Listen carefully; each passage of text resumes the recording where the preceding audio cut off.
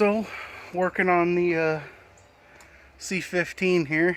Got the motor flipped around. Just pulled the drive shaft out, and I got that nice sick feeling in my stomach because I didn't need a wrench. I hand screwed them out. That's how loose they were. And I'm just thinking to myself right now, thank God it was only the 305 in there that had like no power. If I would have put that in and never took it off or anything, dropped the LS in and just slid the shaft on and gone, this truck would be toast. That drive shaft would have beat this thing to death. But I was like, man, thankfully I found it ahead of time.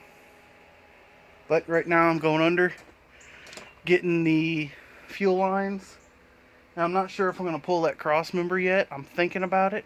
I really think I need to. I kind of need to rebuild it. And by rebuild, I mean make exhaust loops and stuff, because the way the exhaust is ran before. Let me flip this around for you. The way the exhaust is ran before, there's one over and one under. But the 305 exhaust was actually different heights. The headers were. And on the LS, they're about parallel straight back. So, I'm not sure about that one. Not to mention it might need to either come forward or move back. I'm not sure. But these lines gotta go. That speedo cable's gotta go. And then I can put the LS in. Which is going to be just like a, because blue and black. Blue and, well, aluminum, which I love because it's aluminum. But let's slide that in and see what happens after I clear that crap out.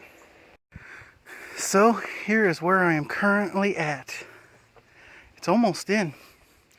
I've beat the tops of them motor mounts to pieces. It's alright, a little black, no big deal. But the one that really, I mean, just like, I had to scream about, chipped the firewall right there. Oh, I almost quit right then, but I was like, nah, gotta keep going. But what the problem is right now is the factory trans mount on the 4L60E of the Silverado. It's the kind that has the stud. The stud is caught on the cross member.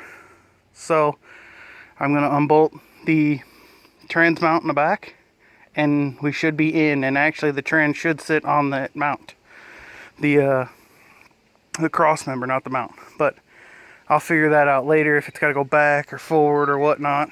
But it's not been too bad. The one thing I did that was stupid is when I was working on the engine, I had the pole out or in more. It was on this hole, and I didn't notice it till I was already had the motor in. Luckily the motor mounts were sitting exactly where they were, so all I had to do was slide it out to the next notch and continue trying to fit it. That's before I noticed that the trans mount was in the way. So I'm hopefully going to get it with the drill. If not, I'll have to use the ratchet.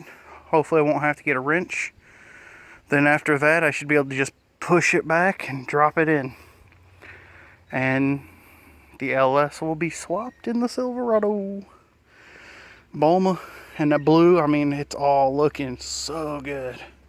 I mean, it's all coming together.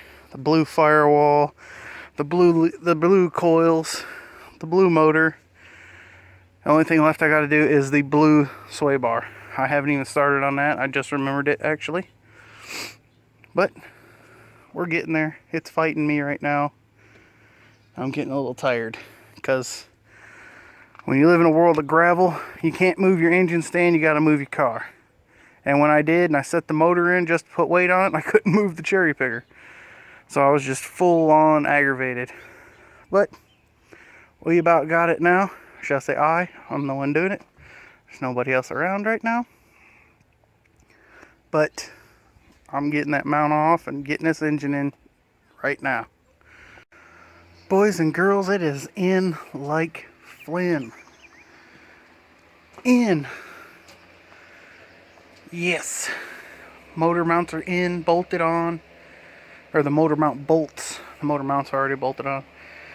It's sitting a lot lower to the point where I'm gonna have to get some camber adjustment. They're like this, so I need a full front end alignment, but it is sitting pretty. Man, them look like they're gonna hit. Ain't no way. They're gonna spin right out with it, I hope. But the only thing left now is to put the headers on later. I still gotta shave the intake, which I already have one partially done over there. Put it on. Put the wiring on. Start bolting it up. Then after that, I have to do the windshield back in, front clip back on. That wiring's going to be done first. That wiring's going to be done first. Got to put the water pump back on. Yeah, still got a lot to do. But look at it. Even the bumper's telling you, I am sweet. Look at me shine. So right now I'm working on a lot of little things. I've got the starter back on. I'm looking for the fitting to do the Intellitronics gauges for the oil pressure. I think in my certain situation, the temp sensor on the LS is the same exact temp sensor that they sent me, so it's just a different thread. I think that one will work. Right now I'm trying to feed all of the eBay LS wiring harness through that one hole where the heater switch actually goes. It's a fight right now.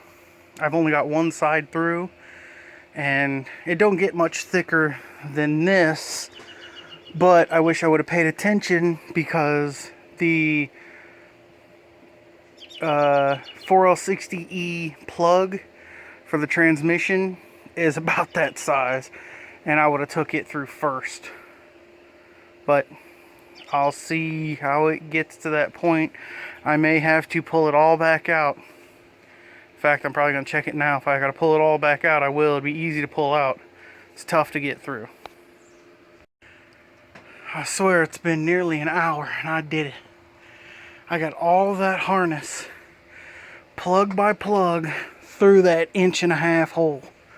Okay, it's like 2 inches, but still. Whew. That's where I want the harness to come through at, and then go behind the engine, go back and down. Whew. It was a fight. Full way fight. I'm wore out. That sucked.